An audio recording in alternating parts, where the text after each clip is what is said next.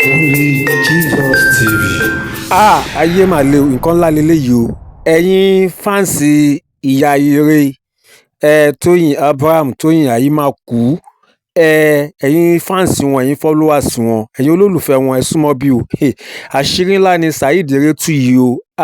Ẹ wo nígbà tí Saheed Ire tó pe àkíyèsí àwọn ènìyàn sí ohun tó ṣẹlẹ̀ nínú fídíò tèmi náà wá wò dáadáa. Kódà èmi gan tún rí nǹkan míì tí mo tún máa pe àkíyèsí yín sí nígbà tí fídíò yìí bá parí. Ẹ jẹ́ ká kọ́kọ́ jọ wo fídíò yìí náà, ẹ bá mi share ẹ jẹ́ kó lọ viral gan, ẹ pe Iya Ire súnmọ́ tòsí kí wọ́n wá gbọ́ àṣírí ńlá tí Saheed Ire tó tú yìí o. Ó yá lókè lọ́hùn. Àti Toyin Abraham, ẹ bá mi share fídíò yìí sí wọn. Wọ́n observe nǹkan tí àwọn tó ń wò wọ́n níta ń observe. Observation mi lèmi mú wáyé o. Ẹ wo fídíò tẹ́ ń wò yìí dáadáa. Wọ́n wà ní party premiere film wọn lọ́jọ́ tó ti pẹ́ díẹ̀ sẹ́yìn. Mo observe pé ẹ wo nǹkan tí bóyá ẹ rí nǹkan tí mò ń rí yìí, ẹ máa wò dáadáa. Ẹni yẹn ó fẹ́ náwó lé wọn lórí. Ẹ wo bó ṣe ń gbé. Nígbà mẹ́ta ló gbé. Ó dẹ̀ ti kọ́kọ́ fojú ọwọ́ gbé, ó ti kọ́kọ́ fẹ̀yìn ọwọ́ gbé. Ó lè ṣe wá náwó yẹn fún wọn. Àbẹ́ẹ̀ rí nǹkan tí mò ń rí.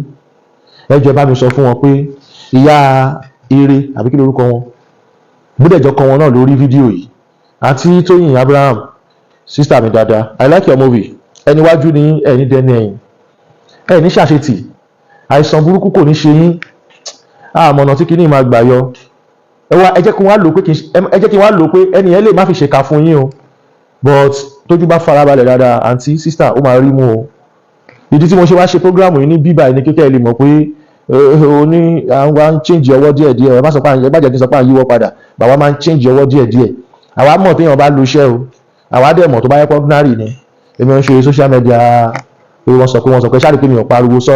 Bọ̀ bóyá ẹ̀yin náà máa rí nǹkan tí mò ń rí yìí. Bóyá ẹ̀yin náà máa tètè lọ béèrè pé kí ló jẹ́. Ẹ lọ ṣe ìràpadà o sister. Àìsàn òjijì, ikú òjijì kò ní pa yín o.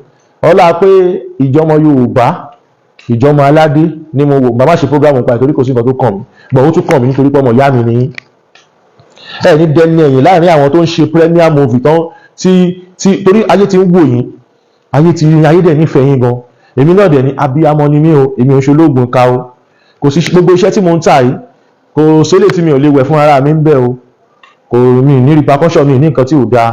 Àmọ́ ọlá abiyamọ yẹn náà ni mo wò lénìí tí mo fi wò pé jẹ́ ń ṣe program kọlù àti Toyin Abraham síta lórí nǹkan tí mo rí yìí. Ẹ jọ̀ọ́ ẹ ní ṣòfò, ẹ bá fojú kékeré wo ọ̀rọ̀ yẹn o. Ẹ lọ wá solutions. Mi ní mo rí vision o. Mi ní mo rí nǹkan kan nípa yín o. Bọ́ àìsàn òjijì tó máa ń jẹ́ kéèyàn kú ṣáájú ògo ẹ̀ kò ní ṣe yín. Ọmọ Yorùbá ni yín, ọ̀rọ̀ mi ti yé yín.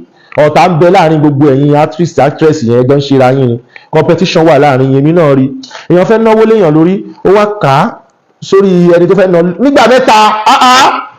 Má sọ fún mi pé ó mọ nǹkan tó jẹ́, mi ò fẹ́ fi gbogbo ẹnu sọ̀rọ̀ bí ni o. Ayé ò ní gbogbo yín mọ yín lọ́wọ́.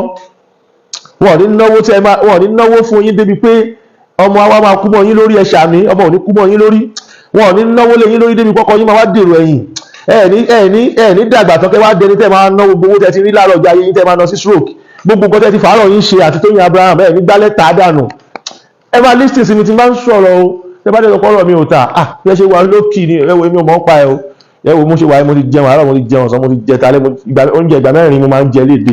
Kó dẹ̀ lè reduce àbí tó bá tún máa pọ̀ sí ẹ wò ẹ má jẹ èmi ò mọ̀ ń pa ẹ o. Ọ̀nà mi pọ̀ mo gíran o. Ẹ ṣáà ti sister ẹ lọ wá solution ẹ jọ̀ọ́. Ẹ jẹ́ ìyá jẹ́ kí n sọ̀rọ̀ nínú ọ̀rọ̀. Ṣé rí kí n ṣe pé party lílọ ò dáa ẹ̀yin èèyàn mi. Àmọ́ ẹ ká ṣe pẹ̀lẹ́pẹ̀lẹ́.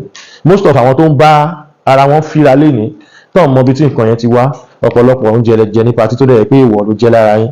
Ọ̀pọ̀lọpọ̀ omi lẹ ti mu tó jẹ́ pé kò bá yín lára mu. Ọ̀pọ̀lọpọ̀ ilẹ̀ lẹ ti tẹ̀, Ọlọ́run má jẹ́ ká tójú ilẹ̀ mọ́lẹ̀. Ọ̀pọ̀lọpọ̀ owó lẹ ti gbà tó jẹ́ pé òní bá yín jà tẹ́ mọ̀ díẹ̀. Ṣé ń gbọ́ ẹlòmíì ti lóṣẹ́ àwọn tó pèsè fún wọn lójú ni. Tán bá lójú tán fi rí ìnà ọ̀rọ̀ wọn yé. You see me, I talk with my goodness. I talk with my reality. Ọ̀rọ̀ mi yéra mi kó má yẹ lómi.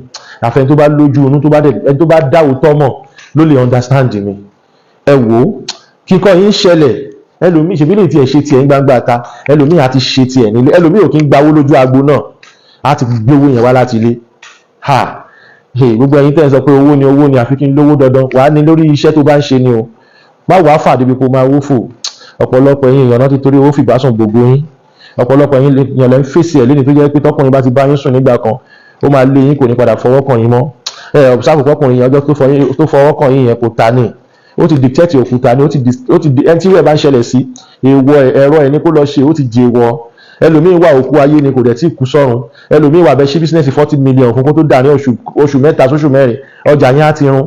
Kó tó di pé sísà yín fà á kó tó máa lé mọ́ lọ́wọ́ ló jẹ́ kí n tètè wá pariwo tàbí amọ́ ni mo rà dàbí tó bá ti jẹ́ pé mo ní nǹkan míì negative sí yín. Ìyá ìyẹn lọ wá solution sí nǹkan tó ń ṣe yìí o. Ẹ lọ bọrí yín, kẹ lọ bẹ ẹlẹ́dàá yín, kẹ lọ ṣètùtù àgbà, kẹ lọ ṣe kíni, kẹ lọ ṣèrà padà tó dáa.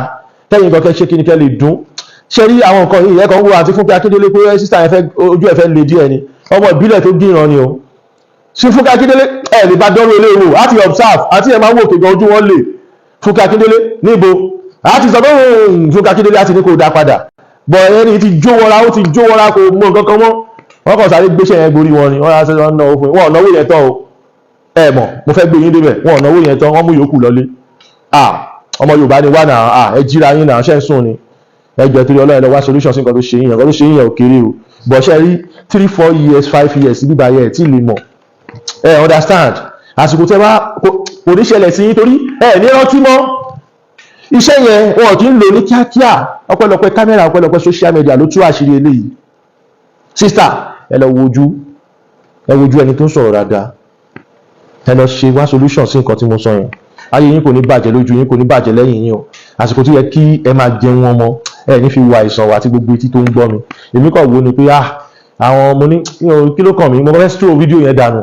Àwọn àbúrò mi ní ẹ jọ̀ọ́ ẹ ṣe program lórí ẹ̀. Ìyàwó ilé mi gan tún sọ pé kí n jọ kí n ṣe program lórí ẹ̀ pé kí n jọ mo ní wọ́n máa tún sọ pé gbogbo nǹkan ló ní spiritual lójú ẹ̀yẹn. Àwọn ọ̀dẹ̀ èèyàn á máa sọ̀rọ̀ online tá a bá ti rí nǹkan tó wà spiritual èmi máa jáde máa sọ pé eléyìí wà spiritual o, nǹkan tí ò bá dẹ̀ wà spiritual Ọlọ́run bá bọ́ bẹ́ẹ̀ lè bá dúdẹ̀ mí ní sọ.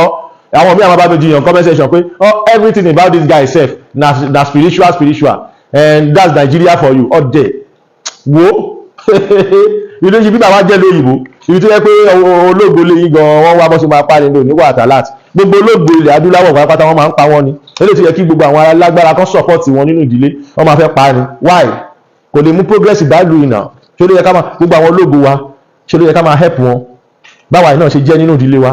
Kò sẹ́ni tó lè pè mí o torí mo gbìràn mo pa mí kẹ̀ ó tiẹ̀ gbọ́dọ̀ pa mí táìmù Ọlọ́run gan tiẹ̀ nídìí mi torí Ọlọ́run kí n máa disturb ọ̀run ó yà fi mí lẹ̀ sáyé kí n máa disturb ayé ẹ máa disturb ọ̀run gbogbo àwọn tó ti kú máa kọ́ máa nà wọ́n pàṣọ ni máa kọ́ lọ́ máa disturb wọn ni tó mo ṣe wà Ọlọ́run gan nídìí mi lọ́rùn rárá ó yà fi mí lẹ̀ sáyé jẹ́jẹ́ mi kí n máa gbádùn ayé mi wo wọn kì í ro kúrò mi o kò tiẹ̀ sẹ́ni tó lè ro kúrò mi nídìílé wa torí fámìlì wa da Ọlọ́run fámìlì wa da bálẹ̀ ẹnikẹ́ni tó náà fẹ́ sàṣẹ́ mi yà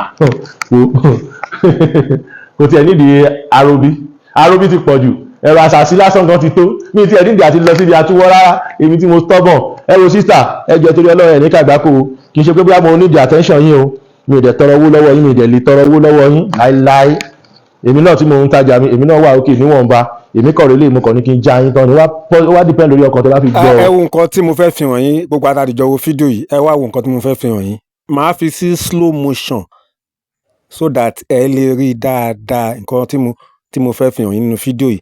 Àṣírí tí Saheed Ire tú yẹn mo notice mo kíyèsí pé Iya Ire àwọn náà ti kíyèsí pé ó dà pé kinní yìí kò ń ṣojú lásán nǹkan míì wà lẹ́yìn ẹ máa wo bí wọ́n ṣe mẹ́ẹ̀ ẹ rí pé àwọn náà tàka sẹ́yìn bí arákùnrin yẹn ṣe fi owó yẹn gba orí wọn àwọn náà ṣe rí pé àwọn náà tàka sẹ́yìn àmọ́ mo mọ̀ pé lẹ́yìn ìgbà yẹn náà torí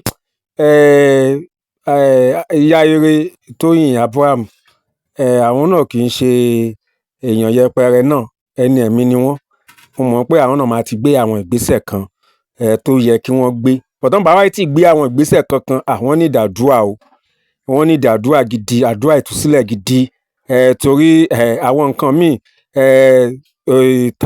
timely bomb ni àwọn iṣẹ́ mi tó jẹ́ pé ó ní àkókò tó máa bú jáde tó máa ṣiṣẹ́ kó mọ̀ wá dé pé ọkàn wọn máa ti kó bẹ́ẹ̀ pé ṣe rí àṣírí tí Saheed Ire tú yìí àṣírí tó ní ìtumọ̀ ni o èmi ò mọ̀ ìnáwó tí wọ́n ṣe lákòókò yẹn ṣùgbọ́n yìí tẹ́ bá súnmọ́ wọn ẹ pe àkíyèsí wọn sí fídíò yìí kí wọ́n kíyèsí ìṣẹ̀lẹ̀ yẹn dáadáa orí wa ò ní gbàbọ̀dé o ní ṣìnáwó ṣe o ẹ ṣe ẹ̀yin náà ń tẹ́ bá rí sí ẹ comment ẹ bá mi share kẹ̀dẹ̀ láìpẹ́ á tún padà wá ní àlàáfíà.